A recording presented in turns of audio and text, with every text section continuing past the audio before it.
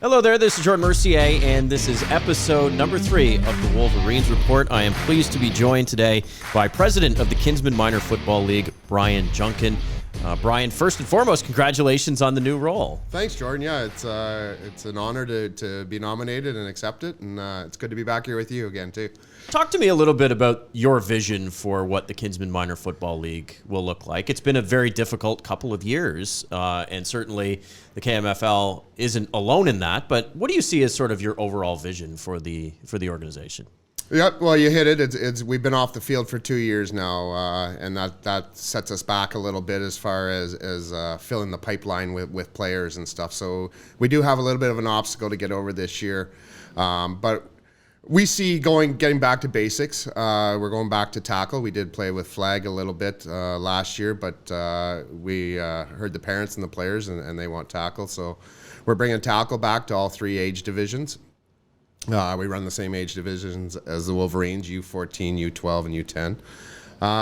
And getting back to the player experience. We're really going to focus on the player experience this year, and the game experience, the family experience, make sure that the kids come back, get an opportunity to play football, but really enjoy what it's there for. It's a house league. It's there to so they can meet more kids in town, form friendships, camaraderie between the families. Those are things we really focused on a few years ago before all this set in and we were all forced into isolation. Yeah. So we're really looking forward to getting back to that. And hopefully, I don't think we're going to have a complete full rosters this year, but hopefully we can have a good summer as far as the pandemic and all that, and hit the ground running in September. So the decision was made out of necessity, basically, to turn into flag football, right? When you heard from parents, what was it that you think was a little bit of a disconnect there? It was a necessity. We ran a flag football in the summer, and that was a necessity. We couldn't have contact sports. By the fall, we could, though. But we thought following the Ontario Football Association, Alliance model, where they were trying to get flag into the younger ages, just to broaden the game, and then hopefully that would get some people to transfer over into tackle. But definitely it was as loud and clear from the parents and the existing kids that had come up through the system already that they wanted tackle to come back in the following season. So we heard them loud and clear. It is what we know best. We've been doing it for 40 years, so we know how to put tackle football on a field. We had a great experience last summer with the flag league. We're going to shelve that. We're not. We got some soft helmets. We're not putting them away in boxes. We're going to put them up on a shelf for a year or so and see what the call is for it next year. But we're going to switch to full tackle this year. Why is Peterborough being able to provide a house league program so important? Oftentimes we spend a lot of time talking about the rep programs, and that's great. Rep programs have their place. Why is house league so important to provide? It provides. It's cheaper. There's not a travel component to it. Those two things right there put up barriers for some of the residents in the city and around the city. So we've always tried to maintain as cheap as we can, and create it so that they're always on the same field. They're always coming to the same field. All of our games and our practices at one point moved to TAS. So we have one central location. But the big thing with me is the development of the game and the growth of the game. 40 years the KMFL was doing the football, and then we had enough to the Wolverines sprung out of that with rep team. The problem with the 2 rep teams is if you have 15 players in the U10 in the summer league, chances are that a good portion of the fall rep league or team would be, 80% or better Right. of those same 15 players. Yeah. So how do you grow the sport from that without having some kind of developmental league in town where people can try for the first time? A lot of parents are put off, I want to put my son or daughter in football and try it out, but I know they're not rep, and I don't want them playing with rep players out there in that contact sport like that. So what's the option for them? So we've always had the mandate that our mission is to introduce people to the sport of football.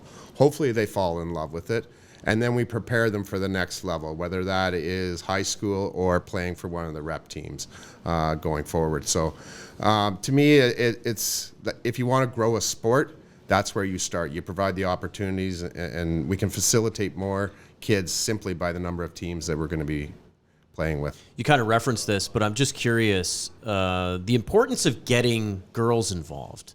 This is not a conversation we would have had 20 years ago about how to get girls involved in a rough sport like this. We've seen the success at hockey, and before that, they tried ringette, but then we figured out, no, they're good at hockey and they can play hockey, and of course. What's the realistic target for having girls participate? And are you hearing interest on a lot of levels from parents of girls? So we've had girls participate in the league for years now. Not a whole lot of girls, but a few. And we've had some pretty good players come up through, and a lot of running backs. I remember one girl specifically, a running back, and she was a force to be reckoned with. But it's a sport, I think we discussed in the last episode, every shape, every size, every speed. There's a place for everybody. So females coming on board, and that's great with the grassroots system starting to get introduced some of the girls to it. There's a spot for them in this sport, and it's growing. And we're starting to see more females taking interest. We're starting to see more female coaches. We had the BC Lions hire there. Jeff Allen, I think, was just on. He's having some of his coaching staff is female, so we're ecstatic about that. And more females are actually raising their hand, wanting to get involved. So that's great. Can you tell me, is there a major difference between U10, U12, and U14 in the way that the football is played? Is there different numbers on the field? Is it the same? Is there a major difference between all three of those steps? The biggest difference would be the number of players on the field at each level. So U10, we play 6 versus 6, so there's only 12 players on the field. Perfect to start them for that young age, right? There's lots more space on the field. There's less chance they're going to get tied up and possibly hurt. And they can play multiple positions at that field. So somebody that's got an offensive lineman type body, they'll be running routes on that. So they get a little taste of that instead of just being stuck on an offensive lineman, and that's what they're going to be. They may be able to be a tight end later or something like that. U12, we add 3 guys to the field, so they're 9 versus 9. Again, it adds a more complexity to it. You can put in more complex systems, more complex plays, but you also tighten up the space a bit. So the technique really starts to kick in at U12. And then U14 is your typical, as you know, at 12-on-12 man football, and we'll run through that and up through high school.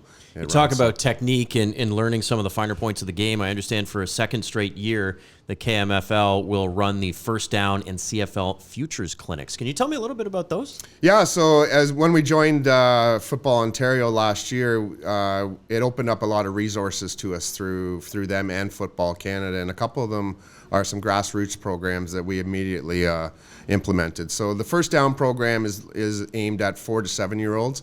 It's strictly a introduction to the sport. They get a jersey, they get a set of flags that they get to take home. All our drills are set up, actually come down from Football Canada, and so there's a script that we basically follow for them, and everything's tied into more of a game situation, like to make little games that incorporate some of the skills.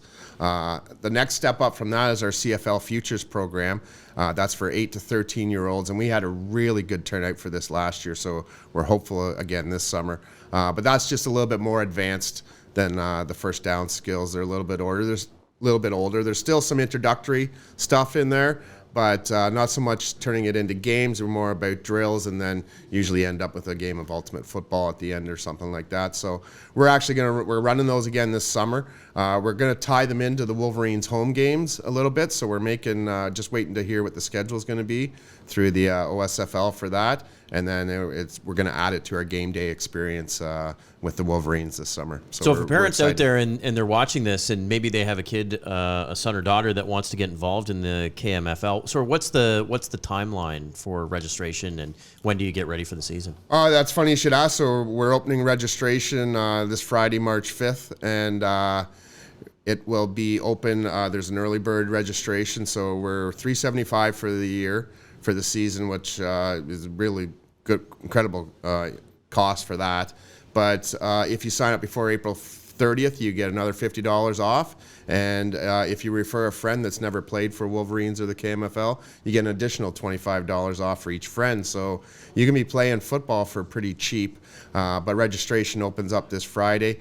We're hoping to get, once we get the schedule, like I said, with the Wolverines, we'll be opening up our summer programs as well with the CFL Futures and the OFA First Down.